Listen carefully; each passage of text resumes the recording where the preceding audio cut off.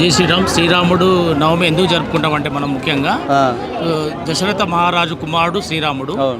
అయితే తండ్రి మాట జవదాటని వ్యక్తిగా శ్రీరాముడు కైకేయి ఇచ్చిన మాటకు అనుగుణంగా అడవిపాలు అయినాడు.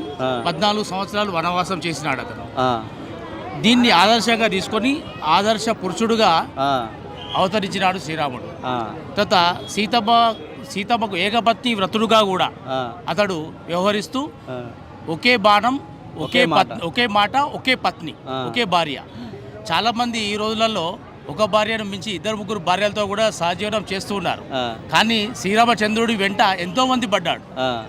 శూర్పణఖ, తర్వాత చాలామంది రాక్షస రూపంలో వచ్చి వాళ్ళు అతన్ని వశపరచుకోవడానికి చాలా ప్రయత్నం చేస్తున్నారు. అయినప్పటికీ శ్రీరాముడు ఏకపత్ని వ్రతుడుగానే ఉంటూ దేశానికి ప్రపంచానికి కూడా ఒకే మాట ఒకే బాణం అనే నినాదాన్ని అందరికీ చూపించి మార్గదర్శకంగా ఉంటూ అందరూ కూడా అతని బాటలో నడవాలని మనము దారి చూపించిన వ్యక్తిగా మనము చెప్పుకోవచ్చు.